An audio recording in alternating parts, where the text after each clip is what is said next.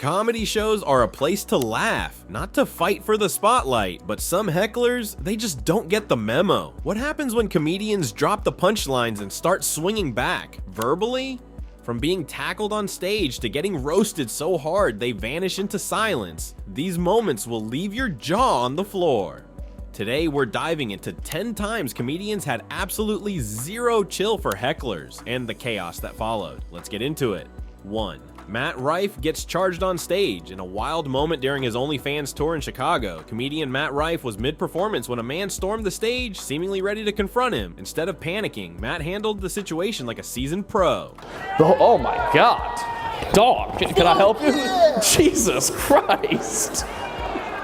My God, dog, can I help you? He joked as the crowd laughed nervously. What could have turned violent ended in a comedic shutdown, thanks to Matt's quick wit and calm demeanor. The intruder was swiftly escorted off stage by security. Matt later joked about firing his own team for letting the guy get so close. I mean, my security is fucking on one, dog. Holy shit. Rife's ability to diffuse the situation while still entertaining the crowd proves why he's one of the fastest rising names in stand-up. You fired for sure. For sure fired, dog. Footage from this set quickly went viral, racking up millions of views and reinforcing Matt's reputation as a fearless crowd work king. 2. Jimmy Carr lays down the law. British comedian Jimmy Carr is known for his sharp, no-nonsense humor. But during one gig, he took things a step further by kicking hecklers out. You not sitting down? What's toilet? I'm going toilet. Are you allowed to go on your own? You sound like a f***ing idiot. Carr's usual razor-sharp wit quickly gave way to irritation. "Stop or we'll kick you out," he warned. When the behavior didn't stop, he made good on the promise. Security stepped in and the audience cheered. I'm just going to deal with this for 1 second. Guys, you're still standing up and I think you're talking a little bit too much. You're probably irritating the people around you. So either stop or we're going to kick you out. It'll be a pain in the ass. Get to the bar. Well, go. You f off to the bar then, mate. No. F off to the bar now. Security, go up there.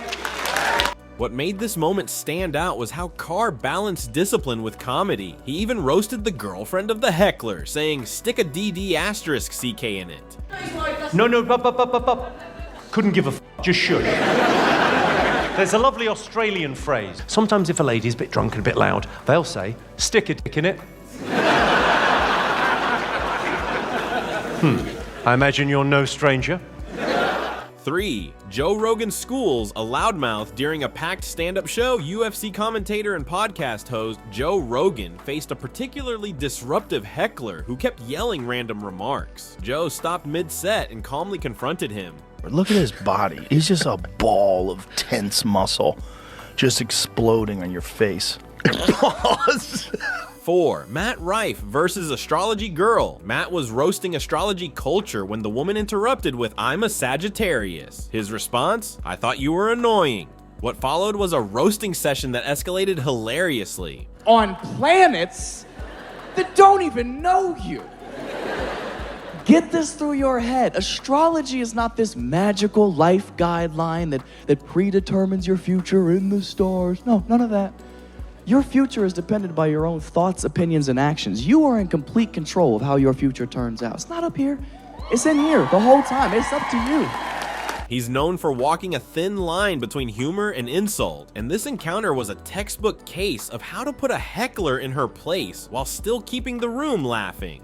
5. Akash Singh versus Drunk Diva. Akash Singh's set turned into a battlefield when a drunk woman in the front row began interrupting jokes and bragging about her status.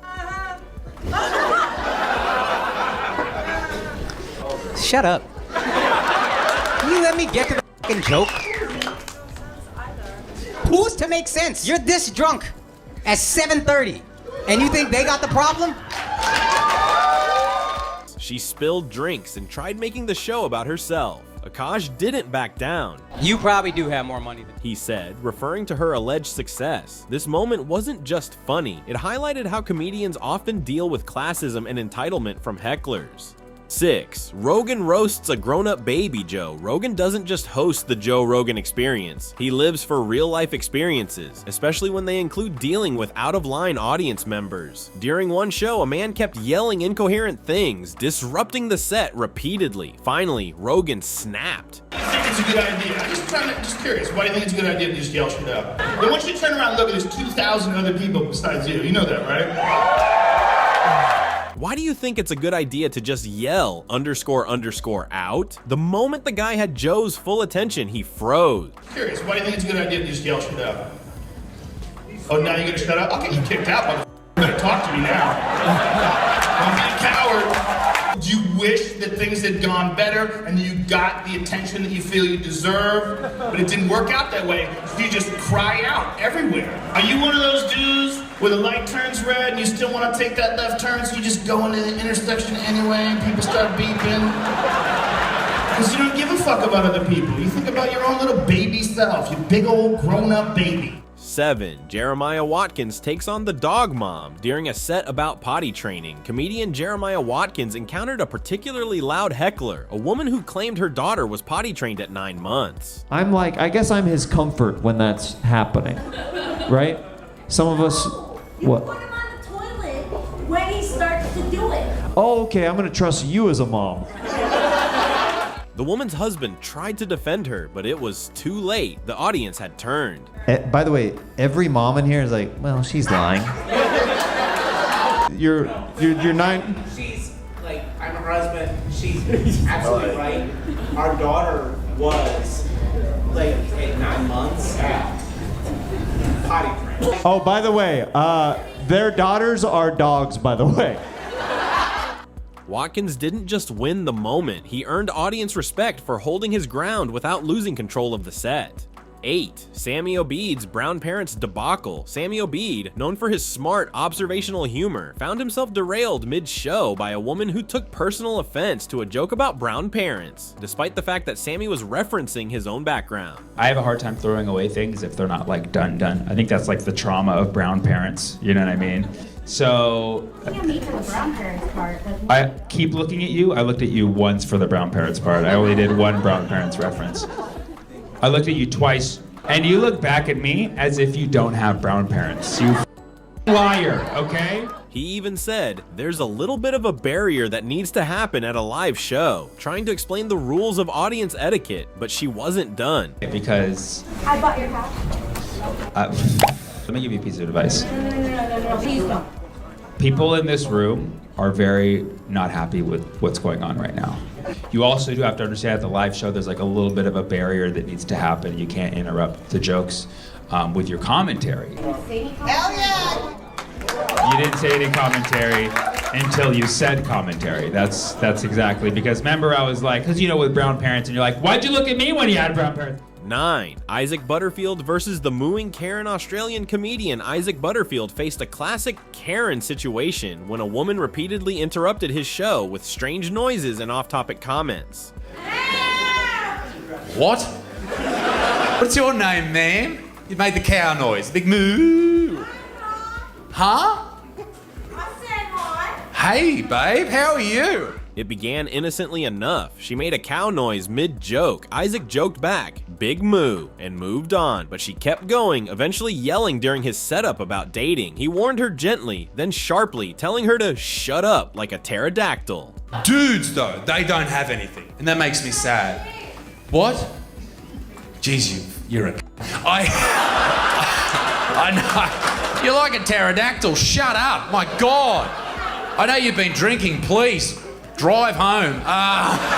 10. Steve Harvey was gearing up for his special 3 audience members in the front row, decided to mess with him by walking out mid-show. Hey, dog, where y'all going? This a movie we shooting. We just can't have the front row empty. Bring your ass back. Hey, dog, hey. Okay. When they returned, Steve made sure they regretted ever leaving. What you do for a living, Boogie? Computer school. Computer school. Boogie, come on now. I asked you what you do for a living, and the answer that popped into your head was computer school. Let me rephrase the question. How do you earn money? Technology. Computer technology. Boogie, I know we shouldn't say this to one another as black people, but you can't spell technology. As clips from these moments circulate online, the message is clear. If you come to a show, enjoy the laughs, but don't make yourself the punchline. And if you do, be ready to get roasted in front of thousands, if not millions.